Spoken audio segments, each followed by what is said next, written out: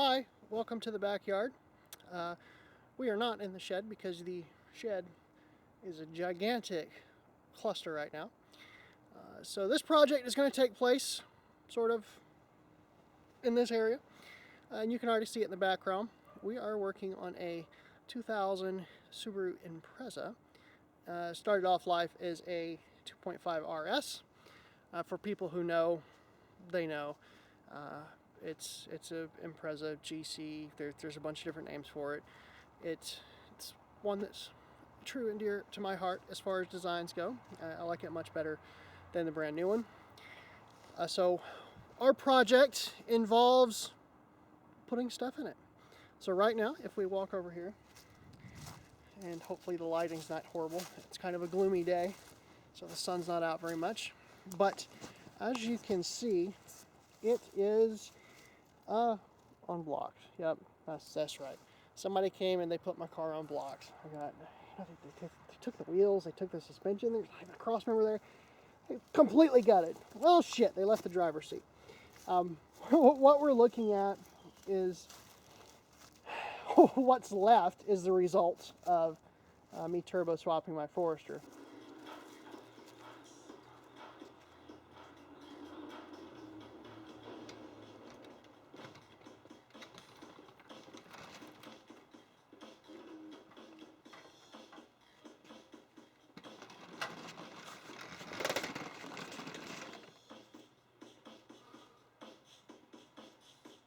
Engine! I had a perfectly functional, turbocharged, STI swapped Subaru Impreza GC 2000 RS, whatever you want to call it. And I took it apart. Yep, that's right, I took it apart. And I put it in a Forester.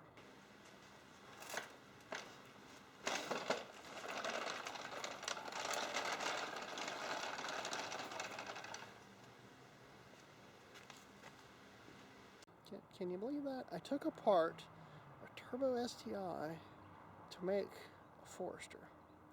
And you know what? I don't regret it. I love my turbo Forester. It's awesome in all the right ways. Makes all the correct sounds. Gives you all the correct tingly bits.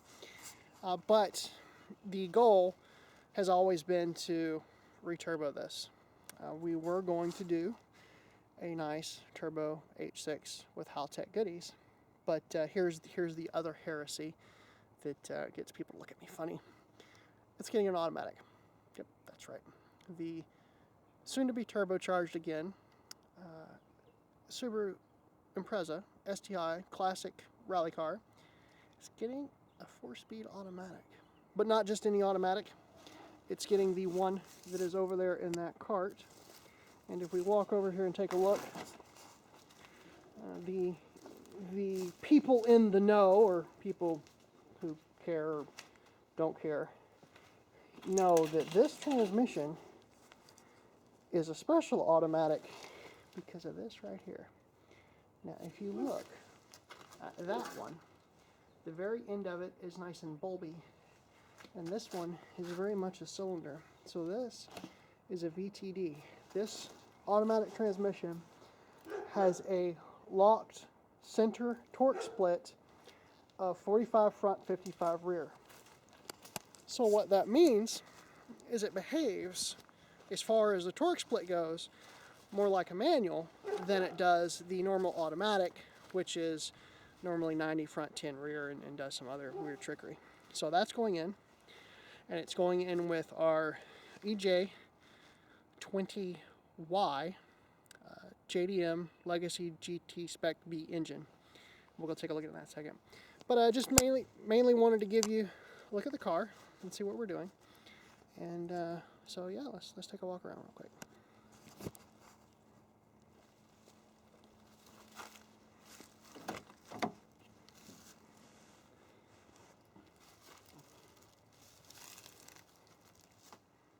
As you can see, pretty gutted. Some wiring that's been worked on. Different dashes we were trying to fit. It does have the sunroof, so that's how you know that it wasn't RS. The L's did not have that. The 2015 STI wing I absolutely love. Don't particularly care if you think it's stupid or ugly, doesn't fit. It's my car and I like it, so it stays. I do have a different bumper. I have a rear bumper from an Outback Sport, so the wagon version of this, and it has the fancy little Subaru writing on it, and it doesn't have where the crappy body kits come off. Underneath, there's nothing under there as well. Have all the diffs and stuff to go back in it, so we can do that. All the doors and everything are in good shape.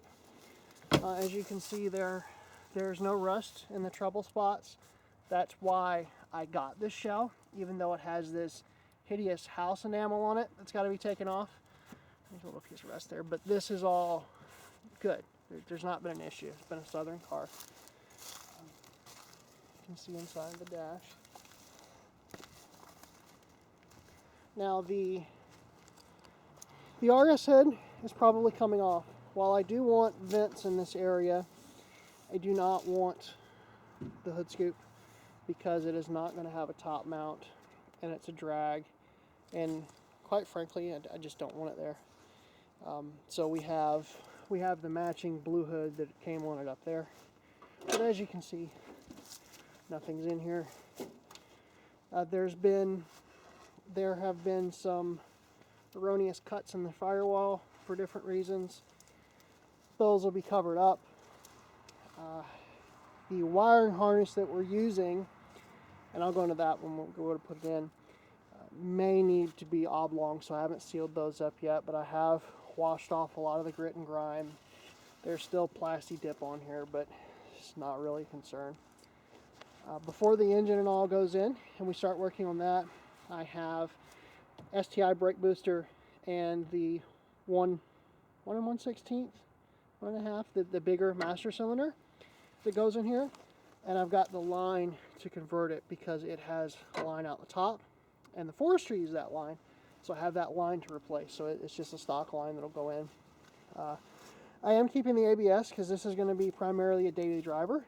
There's no reason not to use it. The harness I have should work fine with this. If not, the ABS module that matches the ECU and everything will bolt right in. That's not a big concern, and something we can do once the engine's in. The wiper transmission needs to be replaced. Again, not a big deal.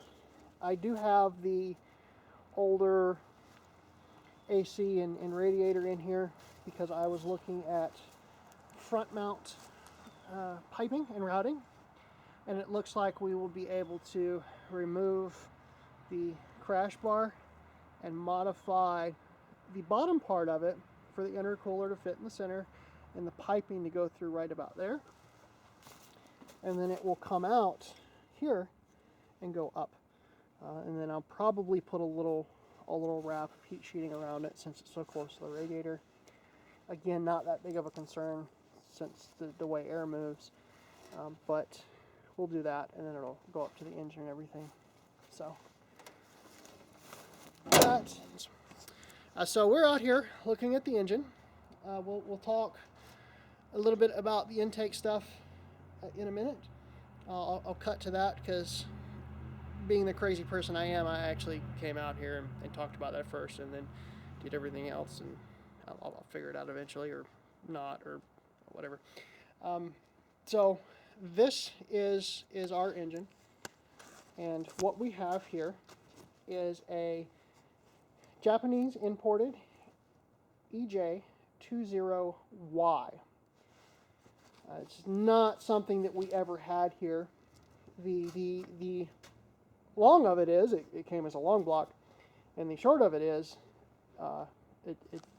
it was $1,000 and cheaper than any turbo engine I could get here or put together.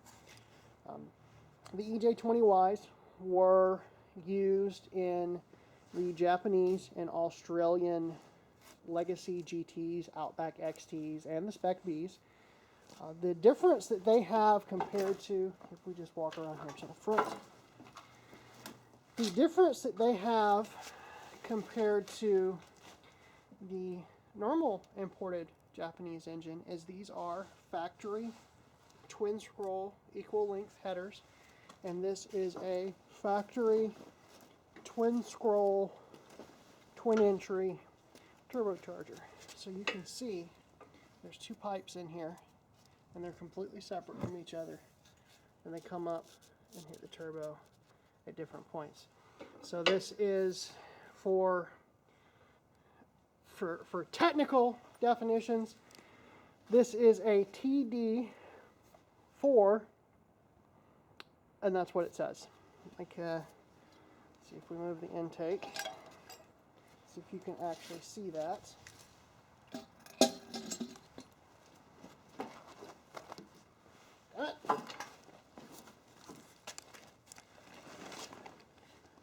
So it is not a TD04. It is a TD4 HLA. The information that I could find about this particular turbo, I don't understand why actually it just says TD4. Every example I found of another imported one says TD04. Don't understand there to be any difference. The difference to our TD04s is the intake side is the same shape. The exhaust housing is completely different. The exhaust turbine or impeller? I get them confused. The exhaust spinning bob is larger than the normal TD04 here. It's very similar to the, I believe it's called the 19T, which is the version of the TD04 that came on the newer Imprezas before they switched to the twin scroll under-mounted turbo. Effectively, it is completely spooled at about 2300 RPM, and it's good for power. Not as much as if you had a big giant single scroll turbo at higher levels, but it's really nice for torque way down low, and it gets on the horsepower fast, and the torque curves I've seen are nice and linear.